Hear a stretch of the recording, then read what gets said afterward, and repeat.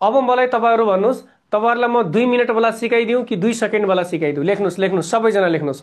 2 minute कि 2 second कि दुवै? लेख्नुहोस् त सबैजना लेख्नुहोस्। 2 मिनट कि 2 सेकेन्ड कि दुवै?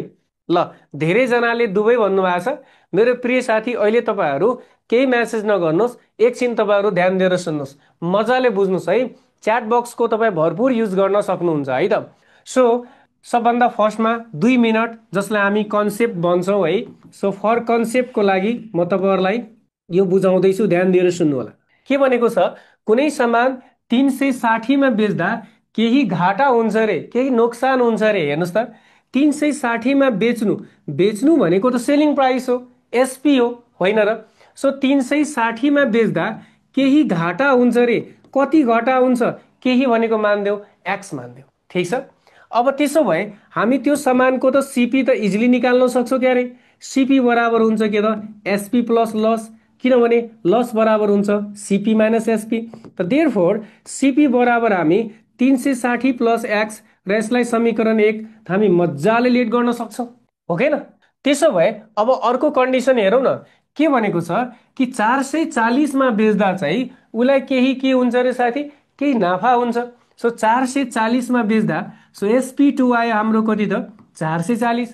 440मा बेच्दा केही नाफा हुन्छ, तर नाफा र नोक्सान के छ, बराबर छ।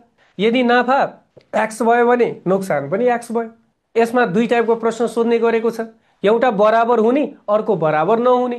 तर दुईटै हामी विदिन सेकेन्डमा गर्न सक्छौँ, 2 सेकेन्डमा है त। म तपाईँलाई सिकाउँछु, एकैछिन वेट गर्नुहोस्। पहिला कन्सेप्ट हेरौँ त। सिपी बराबर के आयो हाम्रो, SP2 माइनस के त, प्रफिट। सो सिपी बराबर हाम्रो आयो कति त, 440 माइनस एक्स। यसलाई समीकरण हामी के त 2 गरिदियो। अब दुईटै समीकरणमा सिपी सिपी भएको कारणले हामी दुईटैलाई मजाले इक्वेटिङ गर्न सक्छौँ। सो फ्रम इक्वेसन 1 एन्ड 2 गर्दाखेरि के भयो हेर्नुहोस् त। सो 360 प्लस एक्स बराबर कति आयो, 440 माइनस एक्स आयो, राइट। यो माइनस एक्स यतातिर आएर के भइहाल्छ, प्लस भइहाल्छ। अर्थात् 440 माइनस 300 कति त, 60 हुन्छ।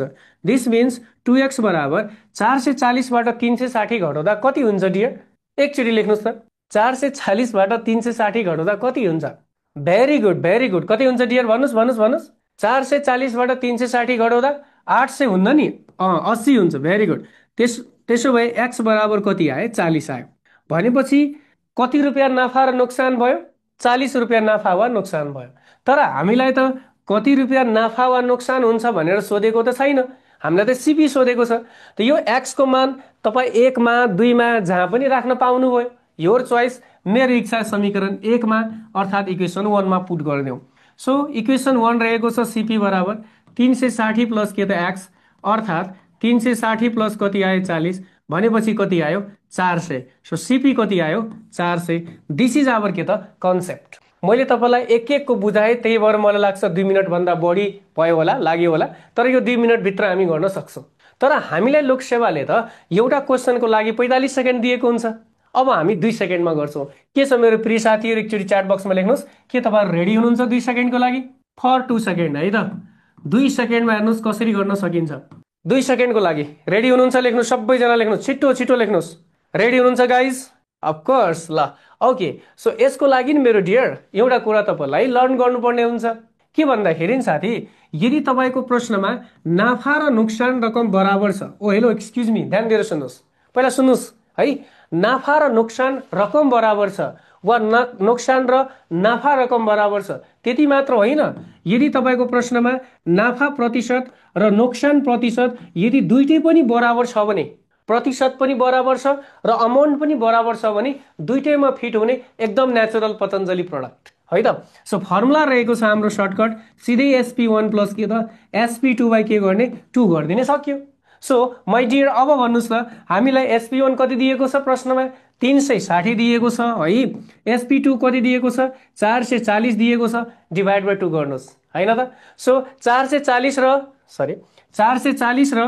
360 लाई जोड्दा कति भयो साथी? 440 360 लाई जोड्दा कति भयो? छिटो छिटो छिटो छिटो, भेरी गुड, 800 भयो। सो 800 का मुनि 2 गर्दाखेरि सिपी कति आयो, 400 आयो, सक्यो।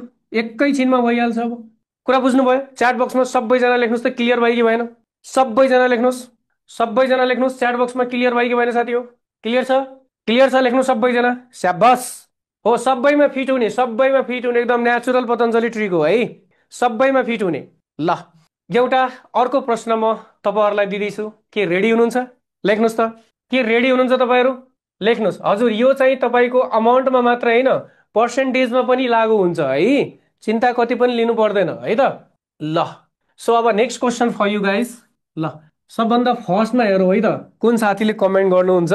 यताकोबाट गर्ने होइन है, यताकोबाट गर्ने, सर्टकट गर्ने, छिटो हुन्छ। सिधै दुइटैलाई जोडिदिने, दुईले के गर्ने, भाग गरिदिने। बराबर भयो पनि गर्ने, बराबर भएन भने अलिकता थोरै त्यसमा के त, थोरै त्यसमा थप्नुपर्छ के त, अलिकता आइडिया अझै थप्नुपर्छ। बराबर नभएको खण्डमा पनि के त हाम्रो युज हुन्छ है, चिन्ता लिनु पर्दैन, ठिक छ। So next question for you guys. ल लेख्नु होला, कुनै सामान रु 280 मा बेच्दा केही घाटा हुन्छ र रु 320 मा बेच्दा 320 मा बेच्दा केही नाफा हुन्छ। यदि नाफा र नोक्सान रकम बराबर भए उक्त सामानको क्रय मूल्य कति होला? Let's rock my dear, let's rock. ल सबभन्दा फर्स्टमा को गर्नुहुन्छ है त, सबभन्दा फर्स्टमा हेरौँ है त।